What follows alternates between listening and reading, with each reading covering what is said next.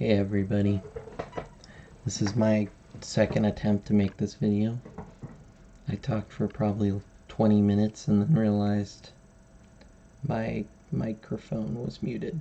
So this is my second attempt, and first we're going to go over some book recommendations, and then we're going to tell you a little bit about my story, my life, because I feel like it's important for you to know where I come from and why I do what I do, and I guess ultimately understand me as a content creator better, because I feel like if you're going to hear about the Bible from somebody, you should know where they're coming from. So we'll start with this, and then we'll go over the story, and then I'm going to do kind of like a room tour, I guess, because I kind of just want to show the area I work from, because I feel like that might help people watching my videos understand who I am, my interests, and why I do what I do, I guess. So the first book I'm going to recommend is Pontius Pilate and the Jews. It's an autobiography about Pontius Pilate by C.M. Franzero. And I haven't read that for a long time, but I want to read it again. And I might do so on the channel. I don't know yet. I have acid reflux really bad because my body doesn't work right. But the next book is The Gardener's Companion to Medical Plants. And I still have a sticker from Barnes & Noble on this one, and the other one I have here. But these are pretty cool books because it's just one of my interests to know what plants do and what you can use them for medicinally. And this other one is the Vitamins and Minerals Bible.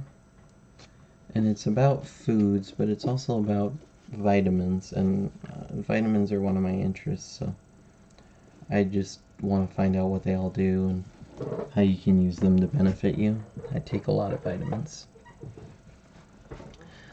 So I'll go over the story, and it's a real pain because I just did it, but I'll do it again. So until the 4th grade, from kindergarten to the 4th grade, I was homeschooled by my parents. And when I was homeschooled by my parents, my dad taught history, and it was my favorite subject, I guess.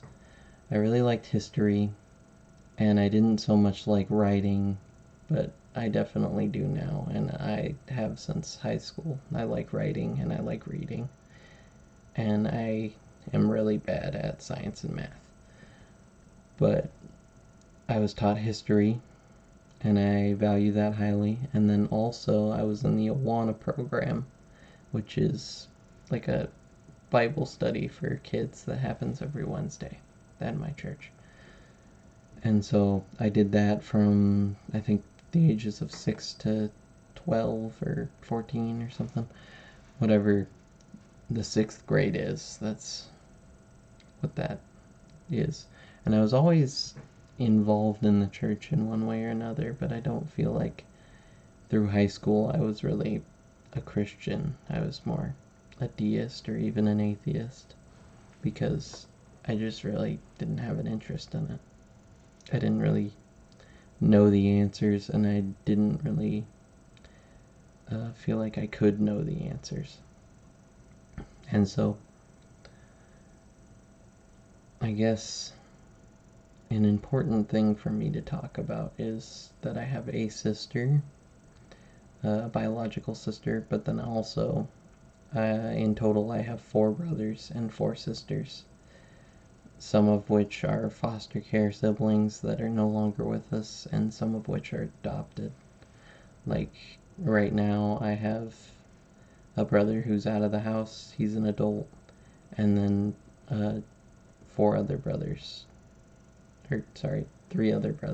who are adopted in my parents' house right now. And then the rest are foster siblings. But I don't get to see them as often. And that really hurts me a lot. But it's just a complicated relationship, and it is what it is. And that's an important part of the story because for me it really affects the way I saw my relationship with the Creator, and it really affected my mental health throughout high school, because I really feel like I have issues with abandonment because of that and some other things. But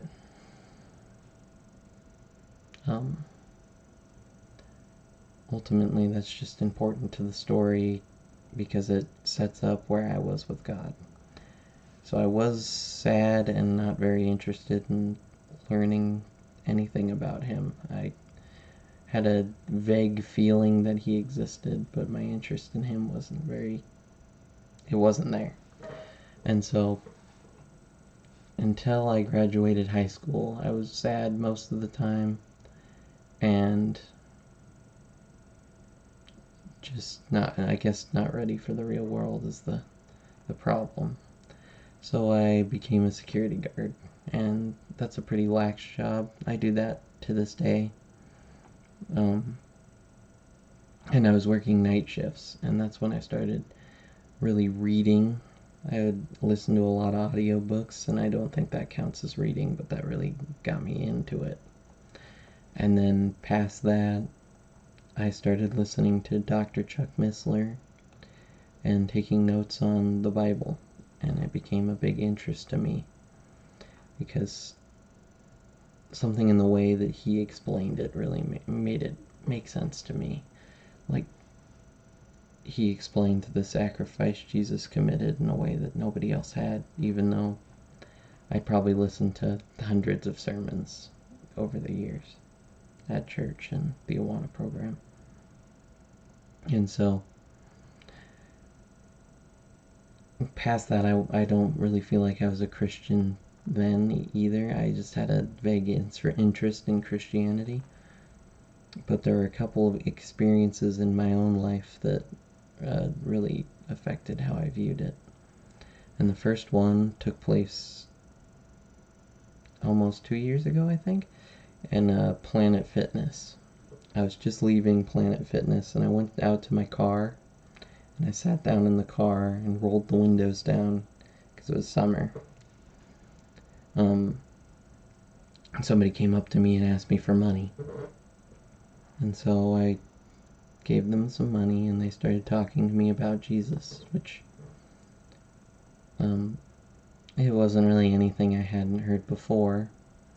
He told me, I guess something that interests me that he told me was, if 1,000 years is like a day to God, then Jesus has only been gone a weekend, is what he said.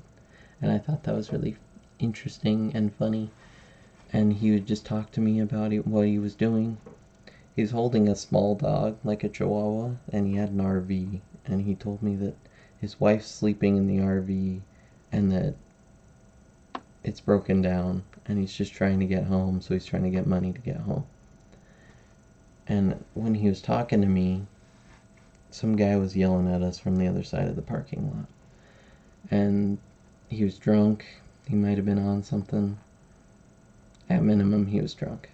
So he walks over to us, and this guy says, the first guy I was talking to, he says to me, I think you should probably get out of here.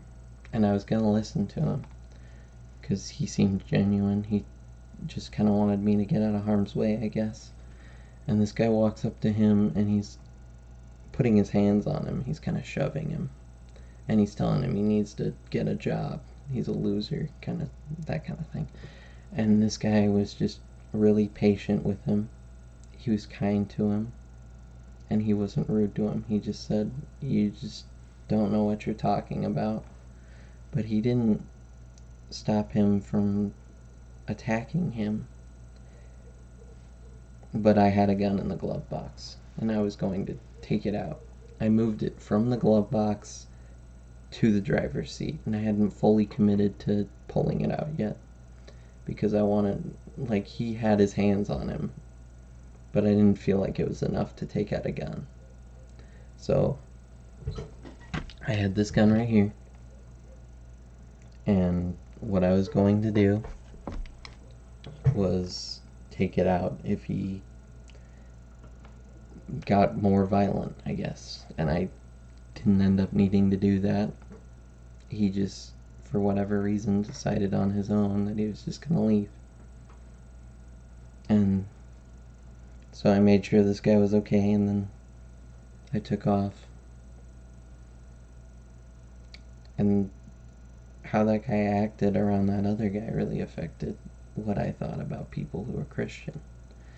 And I think a big problem with people nowadays is they see how other Christians act, and then they, I guess, judge Jesus based on the actions of people who worship Jesus or even claim to worship Jesus. And it's not really his fault that they chose to do the things they did. But when a man represents Jesus properly, or a woman, it doesn't have to be a man, I feel like that's a really big statement, I guess. At least in that instance, it was very influential to me. So I was living with my friends, Zach and Dylan, and we had to move. We had a month to move. This happened around the same time. And me and Zach, we decided we were going to move into this basement apartment for a month before we figured out what we were going to do next. It was one of my friend's mom's basements, pretty much. And it flooded while we were there. And I had all my stuff just on the floor, spread out, because I didn't have it organized. And most of my stuff was books. So all these books were destroyed, they got wet. Every one of them, except for my Bible that I had. It was completely intact. And I thought this was amazing. I thought this was almost like a little miracle. I told everyone at church. I showed them. We all got excited. But then, I was just reading my Bible more and more, and I started doing it at work. Excuse me. And then one day, I was reading under a tree next to a building that I was supposed to be watching. And this building has an alleyway behind it. People like to come through it, and we can't really do anything about it because it's technically public, but they just want me to make sure nobody's like spray painting on the walls or anything, that kind of stuff. And so a girl came and she sat down and she was crying in front of this building in the alleyway. And so I drove up to her and I wanted to see what was wrong. And she started apologizing to me for being there, and she said she had nowhere else to go because she just got into a fight with her girlfriend, and she got kicked out of her house pretty much. And then she told me that what she really needs is God. And I don't know, like, I guess I was Christian by this time. I was on the fence. I wasn't baptized yet or anything. I guess it's more complicated. I'd been baptized as a kid, but I got baptized again as an adult. I'll tell that story in a minute. But so I got out of the car, I had my Bible with me, and I sat down next to her. And so I just listened to what she had to say, and she told me, I know being in a relationship with a woman is wrong, but I did it so that I could have a family. And I feel like I really related to that because to me, one of my goals, one of my dreams, I guess, is to have a family of my own. And she told me that her girlfriend had a daughter, but the relationship just isn't going well. And I had no idea what to say because I'm not a very good speaker, especially on the fly. I just can't think of anything a lot of times. And so I gave her that Bible and I told her about how my basement had flooded recently. And then I put my phone number in it. And I was like, I know that you don't really have anywhere to go, and you might lose your job, because she told me that she might lose her job because she was supposed to be there at the time, and she was trying to get one of her friends to pick her up or something like that. So I had to leave her there, but I gave her my number and I told her, if you need anything, you can go ahead and call me. And I never heard from her again, and I even sent somebody else to come see if she was still there like 20 minutes later, and she was gone. And that really affected the way I see things, because it just happened randomly, and it broke my heart to see that, I guess. It's just, there's a hole, I feel, in everyone's heart, and they know that it can only be filled with a loving relationship with Jesus Christ, and a lot of people really struggle to have that. Like, even I struggle to have that all the time. I feel like far away from the Lord, even when I know that the Lord is consistently with us always.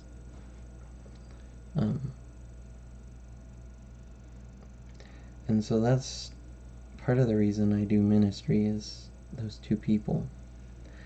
I feel like it's a way to repay them for the experience they gave me. And so I do it partly for them, but I also do it because I want to reach people who don't believe in God, especially my own personal friends, because I have plenty of friends who don't believe in God, and I really want to reach them, and I think the best way to do that is for me to just produce as much as possible, and maybe one thing will stick with them, and eventually that'll fester into something bigger.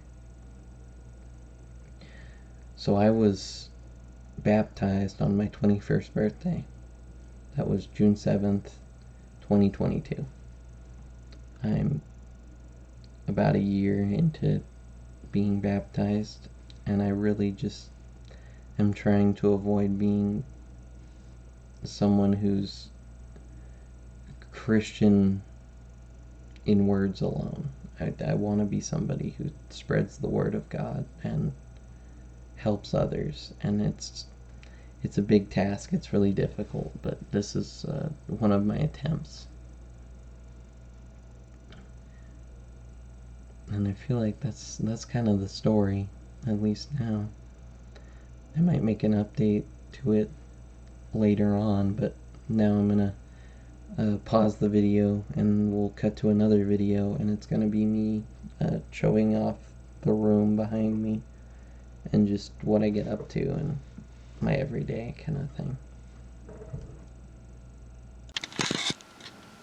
Alright, so this is the setup, at least where I do the videos from currently. I just use a Logitech webcam, and then I have this HyperX microphone, and it's right next to my microscope that I just use for fun, casually. I just like looking at that kind of thing. I'm thinking about doing paintings of what I can see through the microscope, just because I think that the microbiology and stuff like that is just kind of a cool concept. Although I'm really bad at understanding science in general. Down here is mostly just writing books. Some of it's mystery books. Some of it's like fairy tales. H.P. Lovecraft. Fiction. And then to my left here is these binders that one of my coworkers gave me. You can't really see that because the focus isn't allowing it, but they're all marked with different books of the Bible, like Matthew, Mark, Luke, Hebrews, James. And there's no real order to them. It's just pastor's outlines is what it is. And then over here, it's just kind of a casual hobby to me. I keep that kind of stuff as a necessity, I guess. I carry a gun with me every day. Then my bed. All the vitamins I have, I don't take all of them now, obviously. I just store extras here. My gun, Oculus. This here's I can't think of the name of this bowl right now, but it's just for like mixing powders, plants and stuff. And then this here is Aztec Death Whistle, is what it's called. And if you've ever heard that, it kind of sounds like the scream of like Bigfoot or something. It's kind of cool. More books. These are like philosophy books mostly. Some of them are on like survival and skills and stuff. Some Ayn Rand over here. I try to keep all of my books with their author, but sometimes that can be a challenge. These here, like my prized possession books, and I'm trying to get it to focus on them, but it's Britannica's great books of the Western world. They're really cool. I think it's like 43, 44, something like that. 44 books? I don't know. Over here's like survival, and some science books. Behind the guitar here, there's like mythology books. And then this is my art station. I do art over here. I'm not good at it. This is one of my pieces. It is bread looking at a reflection. And that's my second attempt at making like a big art piece. This is my first attempt. There's words written on it, but you can't really see it in this picture. Then I have random different information on the wall. Like this is just information about the human body. This one's gemstones. I'm not actually interested in like I guess using them for like health purposes. I think that's kind of stems from pagan practices, but this is just about rocks and minerals. And then that one's on vitamins and minerals.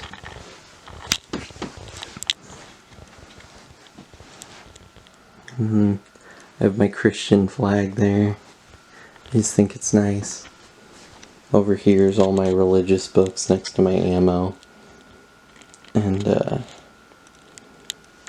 just have little trinkets and stuff. Like this here is my record player. I'm recently getting into records. More information about skeletons. UN slander, I guess. This poster's made by Hoplite Armor, which is the people who made my body armor, which is level 4 plates down here, and then I have a war poet duty belt, I guess. I have a lot of different interests, like over here I have different theological opinions, I guess. Like, some of them are pagan books, some of them are Freemason books, some of them are, like I have a Quran somewhere in here. And I want to just have one from everybody, and just kind of have a general understanding of the beliefs of all people.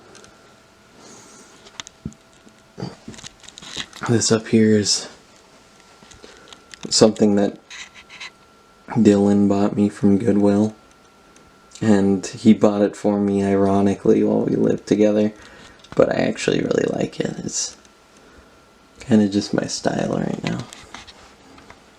Up here is my guide to the stars, because I want to get into astronomy soon. And then just some letters people have sent me.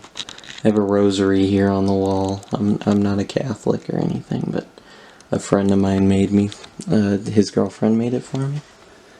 And I just think it's nice, so I keep it on the wall.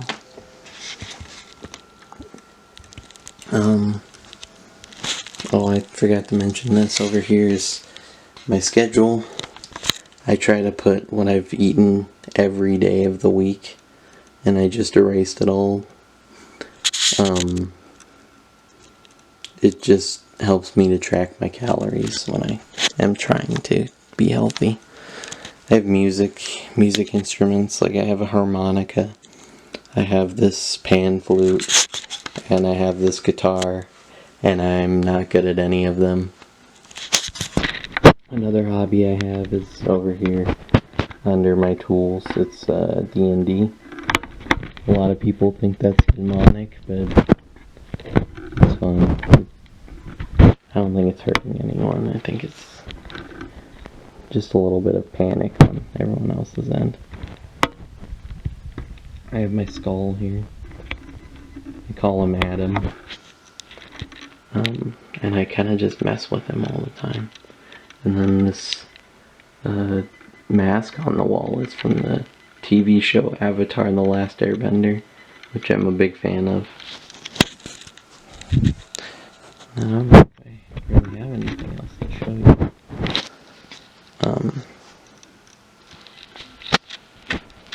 I do want to talk about Smigmore and Friends. I am a member over there. It's a YouTube channel where I just play games with my friends. And if you go over there, you should be warned that I do a whole lot of swearing. It's a bad habit. And if you go back far enough, you can even hear me say the N-word. And it's not really because I was in high school, and I know that's not really an excuse for saying that, but I was trying to bother Dylan because he tried to stop me from saying it, and at the time I was just poking at him. And if I could go back now and not do it, I would not do it, but that's just what happened. But now if you go to Smigmore and Friends, he just watches play video games. And sometimes Dylan films us while we're talking. And it's a lot of fun. And I think that's everything I have for you. Have a good rest of your day.